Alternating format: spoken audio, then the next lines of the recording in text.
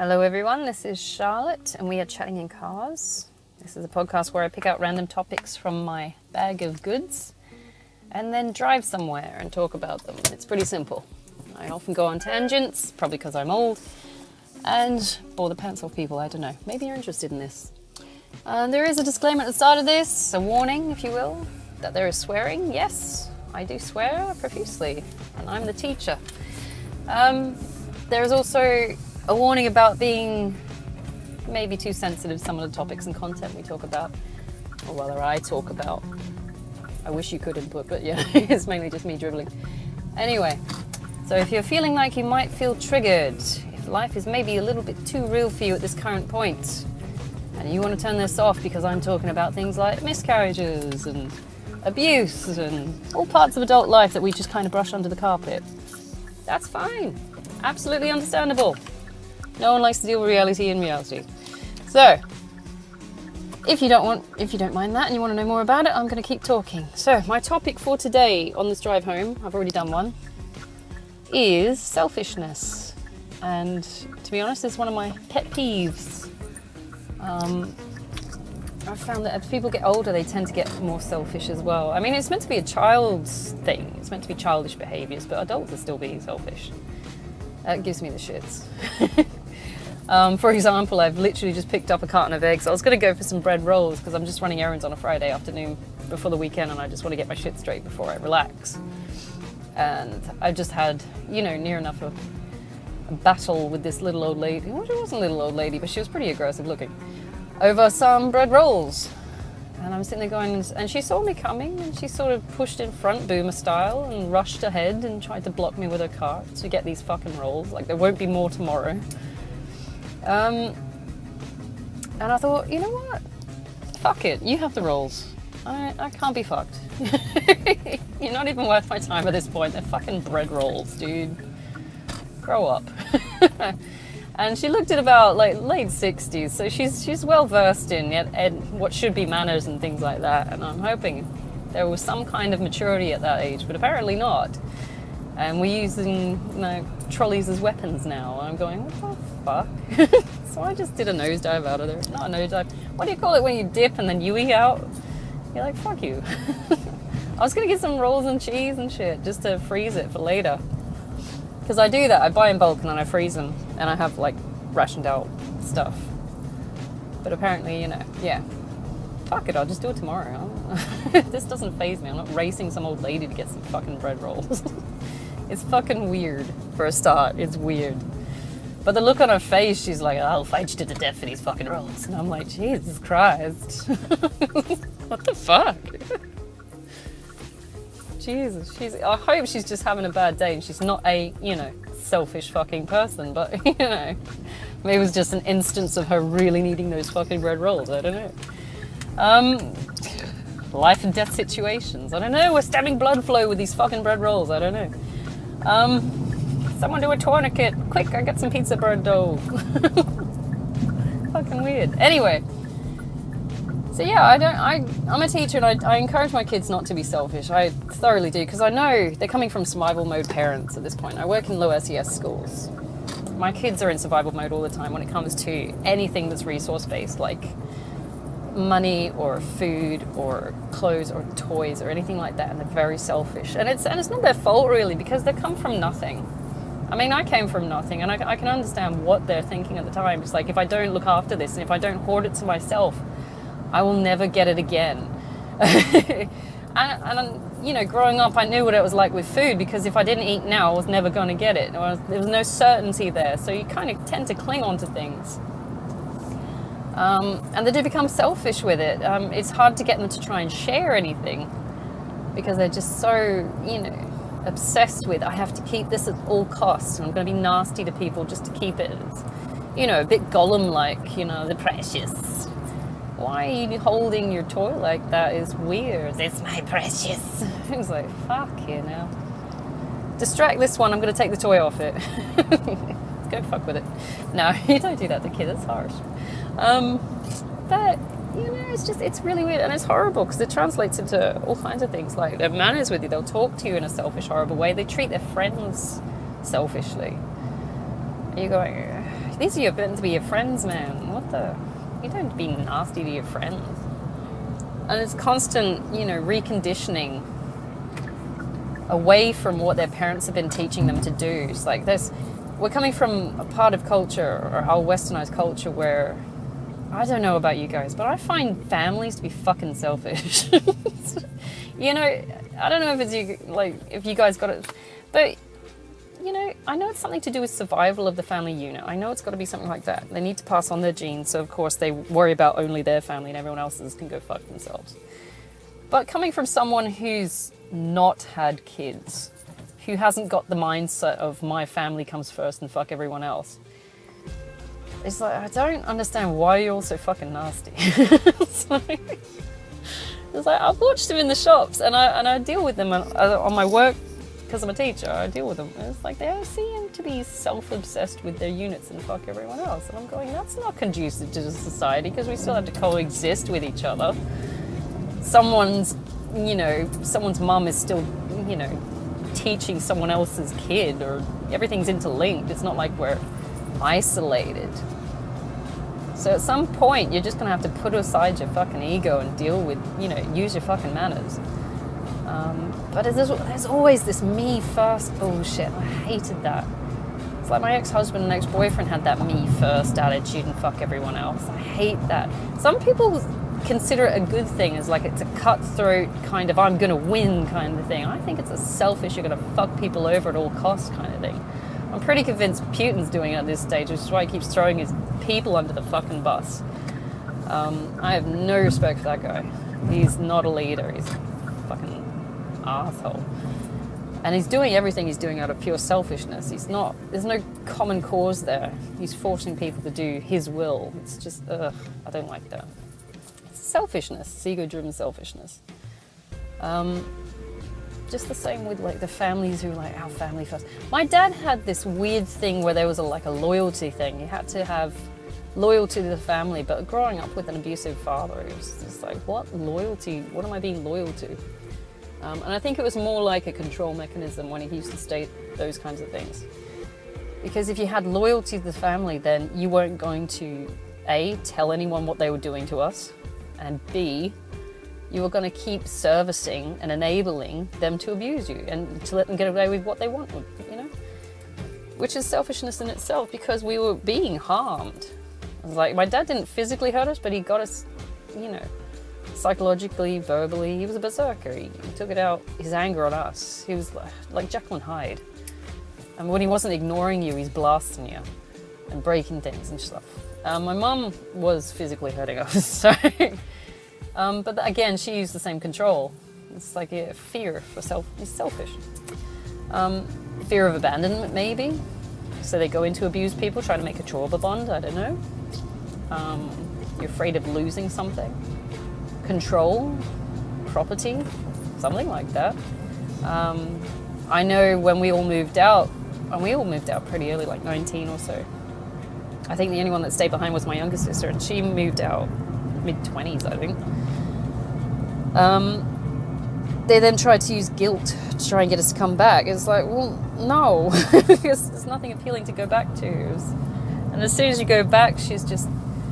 My mum is very much she's a narc. My dad's a covert narc, my mum's an overt narc. My mum will blatantly rip you to shreds. She don't give a fuck. It's always snide comments and horrible things. She doesn't mind fucking with your self-esteem.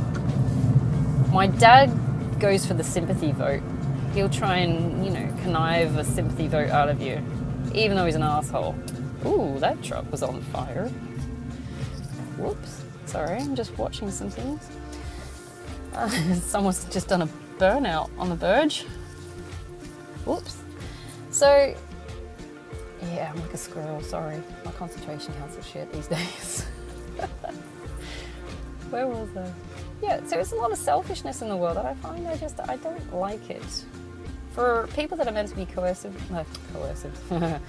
conducively working together, there's a lot of opposition and a lot of just me first and fuck everyone else. I don't like that. I always attributed it to sort of like the 80s greed generation.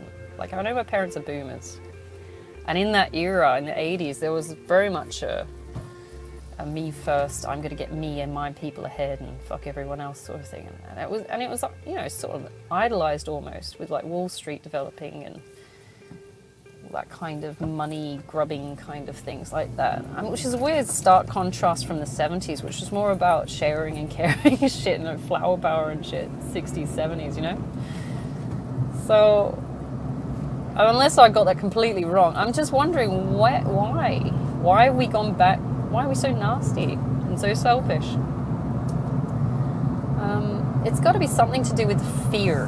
Like maybe we've just gone through that many recessions and things like that we're just afraid that we will lose things too readily. I mean, I grew up in poverty, so I'm used to losing shit. When I get something nice, I look at it skeptically. I'm going, okay, what's the fucking catch now? It's like, yeah, I just bought a new car. Yeah, but is it going to break in an hour or so? Is someone going to nick it? How nice is it? Can I get a nice car? Is someone going to break into my house, take my keys again? And I've had people do that. Like when we got broken into 2008, it was 2 o'clock in the morning. They walked right in. They just walked the fuck right in, took my purse and keys and fucked off. And I'm like, how? Because I had my ex-husband, you know, I was sending him to go chase them. Surprisingly. I'm sitting there going, you're the only one that's fit enough to do it, run. But, you know, I didn't have a fear of losing things then. I thought, you assholes. But generally, I knew the area was shit. I'm going, well, we should have known better. So now we started double bolting the doors, put deadlocks on shit. So I didn't really see it as like a victim thing. It's like, you know, some people are like, oh, they're picking on us. I'm going, no, well, we just didn't prep properly. So now we're going to deadbolt everything. I don't know if that comes with the poverty, like living in poverty, because you're just so used to shit like that happening. You're like, oh, fuck. I got to put security mesh on everything. That's going to cost money. I got assaulted in 2008 as well. I come back from a trip and I was jet lagged, so I went out walking in the neighborhood suburbia at 3 o'clock in the morning. I'd done it before, there's no problems, no one's around, it's just quiet, it's nice. And there unfortunately happened to be this guy who was hanging out with a group of friends in a park nearby. I passed the group of friends and I just kept going, thinking, oh yeah, all right, we'll be all right, because they only looked about my age.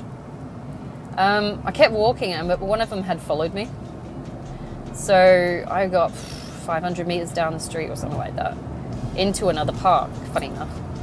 And he just turned around, you know, started trying to, you know, touch me and all that kind of shit. And I'm like, no, I don't know you, I don't want to touch you, sort of thing. And yeah. And so he's like, I just want to hold your hand. And I'm like, I don't even fucking know you, dude. I don't know, you know. My instinct is, holy shit, it's going to hold my hand to pull me to the floor to rape me or something like that. But no, it turns out he just wanted to smack the fuck out of me. So, funny that. On a lighter note, my mum hits harder. That was fun. There was a whole police report and everything went with it. I instantly started screaming out rape because that was on my mind. I'm going, I'm going to get raped if I let him get me to the floor. So I'm screaming at the top of my lungs and like, nobody's coming, but at least they're aware that I'm in the area screaming these things. I run to the first house that I come across. It's no one answering. I run to the second house. And, you know, I didn't think he even chased me. I think I was just piss bowling. I wasn't looking back. He fucked off. I ran the other way. Second house, I bang on the door and this woman opens. I'm pissing like blood and tears and shit like that. My mascara's all all over the fucking place. And they're looking at me like I'm shocked. I'm supposed to didn't fucking hear me screaming. It's like at that point that I really started hating where I lived. I'm going, you didn't hear me screaming. I was screaming rape. I'm going, oh, for fuck's sake, fuck you lot. And that took me through a really dark period at my life, because I'm like, you heard me. If somebody's screaming that kind of shit, you go and help, right? It's selfish not to. You call the cops or something, right? These fuckers just ignored me. And it was a crowded neighborhood. I was in a park in suburbia. The houses everywhere. It's dead silent except for me screaming, rape, help me, rape. And these fuckers were ignoring me. I'm going, are you serious? Oh my God. It was, you couldn't miss it. The volume I was getting. Oh my God. Another point, I really fucking hated that area. I hated living there, and I went dark and bitter about that area for that time period. I got out of it as well, of course. Like, I grew out of it a bit. But I'm so fucking... How selfish do you have to be to hear that and to not do anything? To not even call the cops, to not do anything. Just ignore it. You gotta be so fucking up your own ass. Someone could be potentially getting raped, physically in pain, against their will, all the trauma that goes with that as well, and you're fucking like, living to themselves. That kind of shit fucks me up. It really does. I would, at the very fucking least, call the fucking cops. At the very least. It's like, I know that's what they're there for. If you're worried about the rapist having some kind of a weapon or something like that, you know, you call the fucking cops at the least. Cops will sort it out, hopefully, depending on where you live. And our cops weren't so bad. It was an okay area for cops-wise. It's not like we're living in fucking Detroit. We don't go to Detroit. Oh, why? I can't think why. But that's selfishness, and I still, it blows my mind, because there's no way you could have possibly have ignored that. Like, it's just, you selfish fucks. You really are. I mean, it goes with the mindset that they could be thinking to themselves, oh, she knew what she was getting into. It's like, that is another fucking thing. My ex-boyfriend used to say that to me. She knew what she was getting into. And no. Because when I first had sex with him, I was like 22. I thought I was having sex with him alone. Like, it was a fling. I was early, 22, yeah.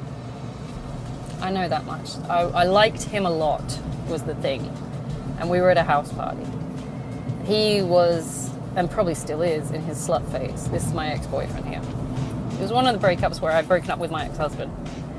And I was single. So I'm like, okay, so I'll pursue this guy. I like him. He's nice. And we ended up in a threesome, weirdly enough, with a girl I despised at the time. She's disgusting. She still is fucking disgusting as a human being, but you know, personality-wise. But to get to him, I had to go with her. So I gave in and I did my thing. Not an interesting thing, I have to say. Not one of the best things I've ever done. Pretty fucking boring as far as I'm concerned. What is this fantasy with guys? 2 girls and 1 guy. It's like, you will never be able to satisfy 2 girls. You got 1 dick. I was sitting there bored out of my fucking mind for like an hour. What the fuck? I wish I had had a phone at the time. I would have looked on my app or something, you know? Oh my god, this fucking male ego shit. I can get 2 girls, I can get 3 girls. It's like, yeah, but none of them are going to be happy. We're all just going to be looking at you judgingly. Because you're sad. I don't know. But later on, he would use statements like, oh, she knew what she was getting into. I got emotionally attached that first time. I held a candle for that fucker for 15 years because I got emotionally attached when I had sex with him. I did not know I would get emotionally attached when I had sex with him. I didn't think so. I liked him. I thought he was okay. I thought it was just going to be me and him, but it wasn't. And the second time, I thought it was just going to be me and me and him. Actually, I think it was the second. No, I think it was me and him after. Anyway, but I got emotionally attached. And I pined for him for like 15 fucking years. I was with someone else, and I did the right thing and I married them. But I still had this 1 candle for him. And when I finally came around to dating him, I didn't realize how much of a piece of shit he was. He was so fucking selfish. And it was always about him. Even though I'm discussing at length shit that's always about me. It's a bit hypocritical. But I would be doing all these things. And I was married for, you know, I was with the guy I was married with for like 16 years or so. I was married to him for 6 of the 16 years. And I got used to being with a covert narc where you would sort of give your everything and you wouldn't hold anything back, and if it pleased them, you know, you were happy. So you sort of lose your sense of identity and self-worth and everything like that. He was a selfish fuck, and he took every opportunity to exploit that. When I got to my ex-boyfriend, he tried to do the same shit, but by this time I had developed, trauma, and I had a response to this now. It's like, I had this for this many years, I am not fucking doing it with you. And he was surprised when I didn't want to do it. And one of his favorite statements was, that's a you problem. And the more I think about it now, well, he's running out of money and people who give fucks about him, the more I want to say, that's a you problem too. Now, is that selfish? I don't know, because it could be reactive from being treated like a piece of shit. I knew I wasn't a piece of shit because of all the nice things I was doing for him, but he didn't see my value. And he didn't see my value because he was so self-absorbed in his own fucking, hero in his own lunchbox, where he had developed this sense of entitlement. Even though I'm pretty traditional when it comes to relationships. I like to be, the semi-housewife. I'm more like a mother figure. I like to provide. That's my thing. My love language, though, is physical. It's also a lot of just giving. I like giving. I like presents. I like giving presents. I like making the person feel pampered, Not nappies. Like, well looked after is what I'm saying. Because if I know you're happy and you're fed and you're warm and all that, I'm happy. It's like, isn't that still how I react? I think it's because I was raised a people pleaser. But I just want them to be happy, and I want the best for them. I want to be looked after and stuff. I don't want them to go without. I don't want them to suffer. I don't want them to be bored and all this kind of things. I mean, I always thought that was the base of relationships. You want the best for them, and it goes both ways, right? Well, it didn't work with my marriage because he just took, and it didn't work with my ex-boyfriend because he just took, and both of them had a sense of entitlement that they deserve this thing and fuck everyone else. It backfired for both of them because now they're both broke and they've got nothing. But yeah, we do create these, potential false economies.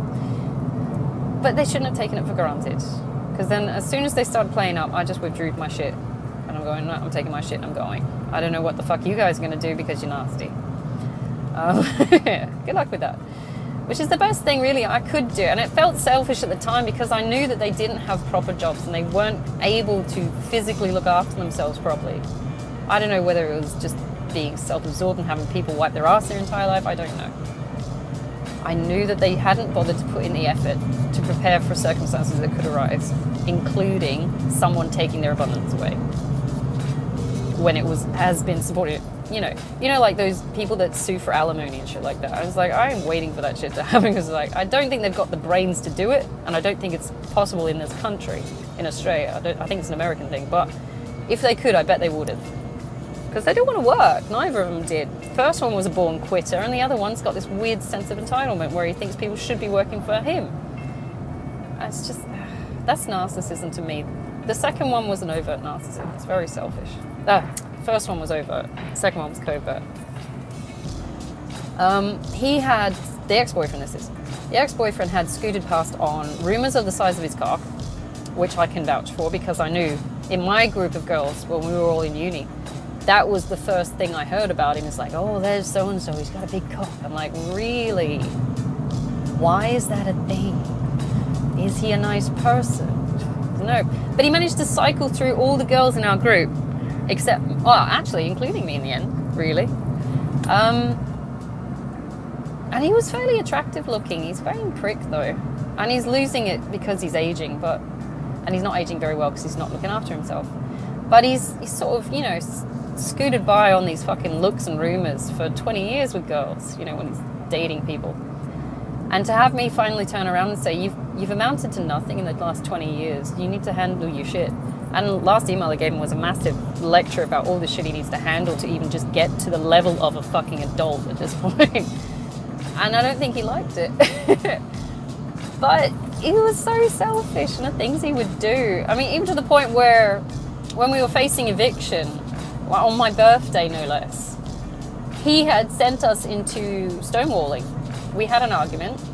He was stonewalling me and ignoring me because, I wouldn't concede and come chase him.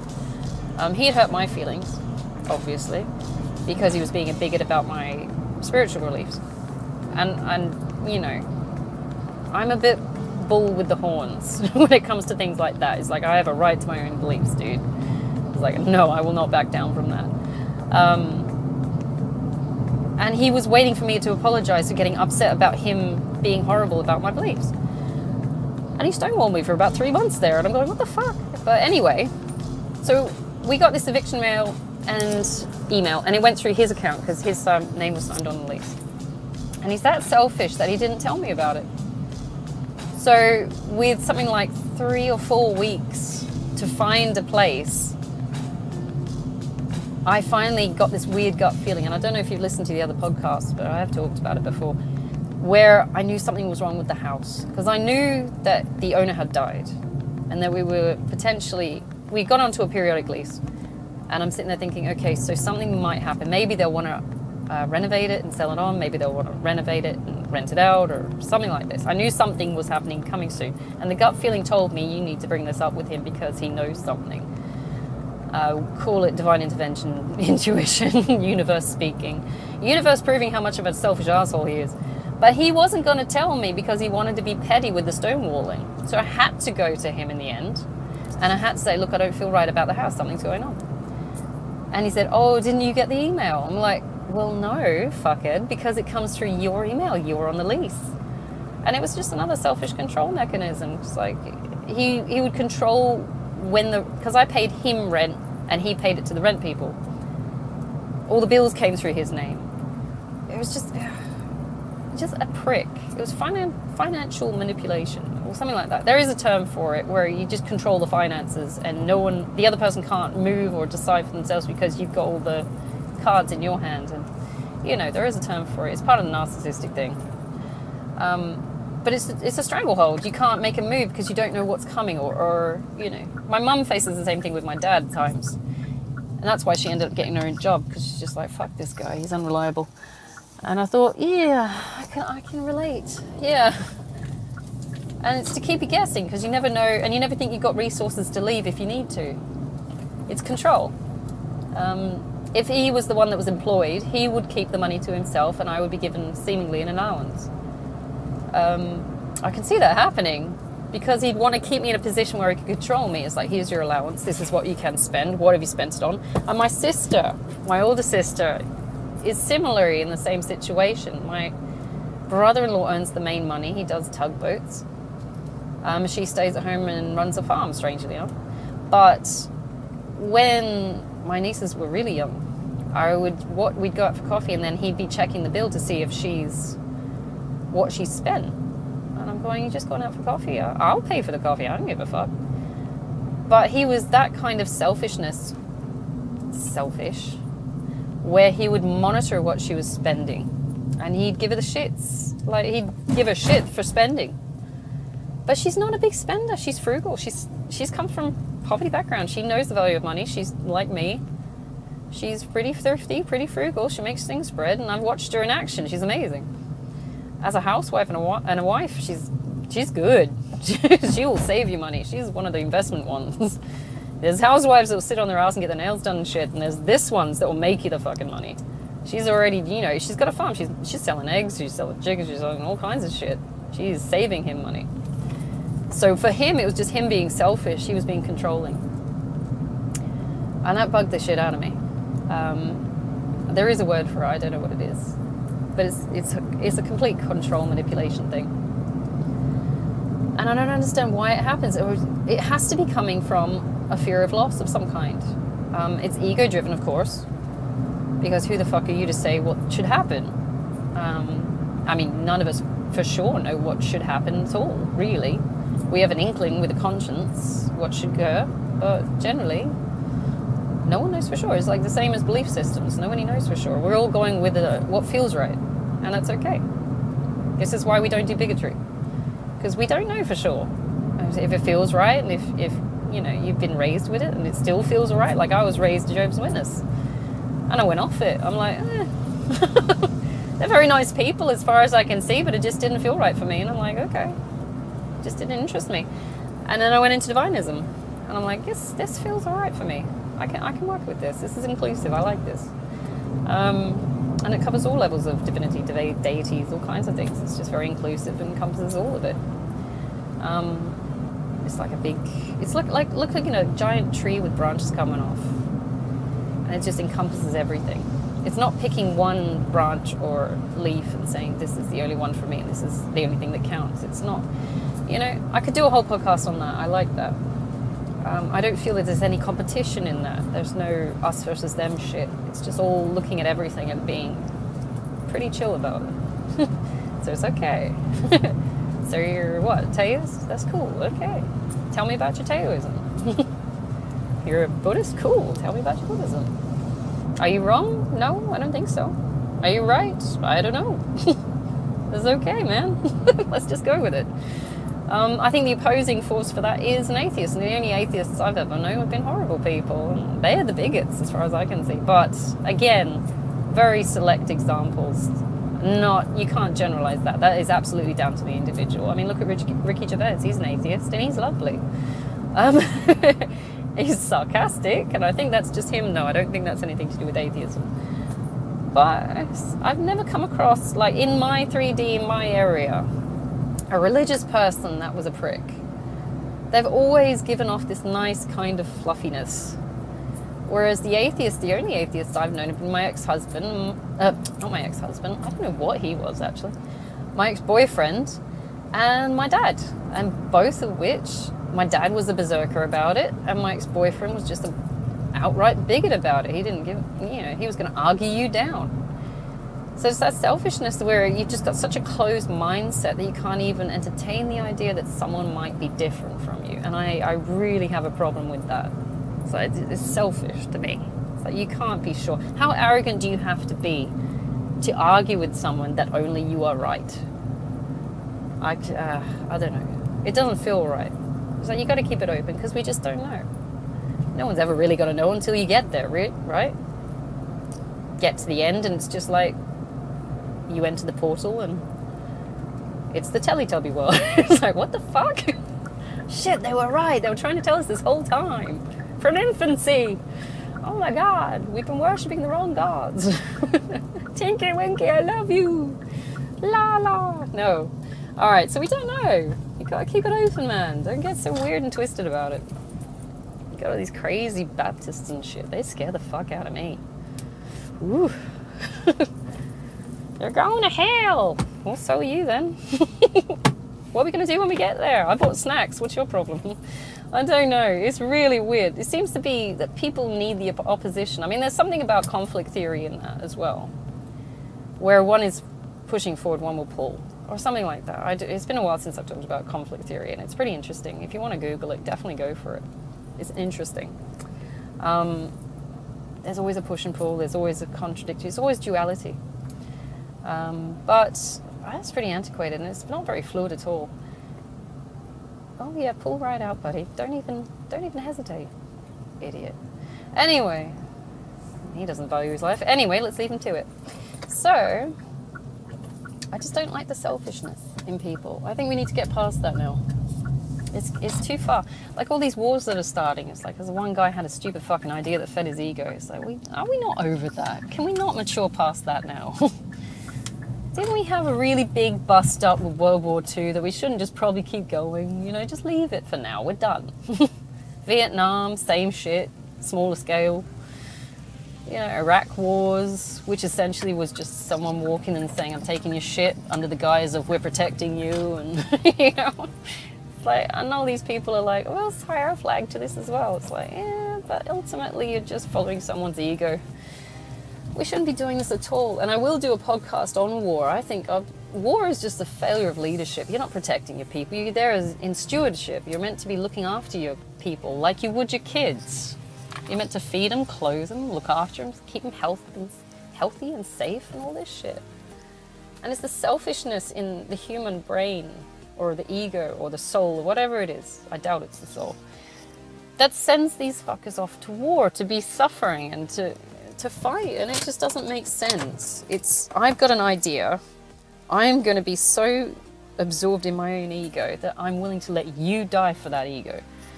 That bugs the shit out of me. It's like, that's not right. Who the fuck are you to make this? It's like, no. And I could be biased in that. I do come from like a westernized, pretty, relaxed background. when it comes to, I mean, I live in Australia, for fuck's sake. We don't have that patriotism here that Americans have. We don't have the collectivist culture that maybe China has, or we're just laid back, man. Might get into a beer fight or something, I don't know.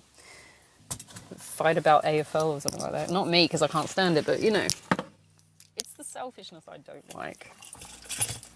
I think we just need to fucking relax a bit more and start understanding that people are everywhere, and we're going to have to interact with each other at some point, and you can't be self-centered, egocentric little assholes, because it will make everyone fucking suffer, including you in the turn. Right, I've just pulled up, and I'm going to have to go.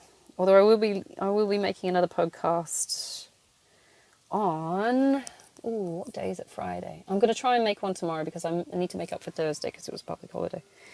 So I will love you and leave you. Have a good one. Have a great weekend if you don't hear from me again. And I'll see you later. Bye.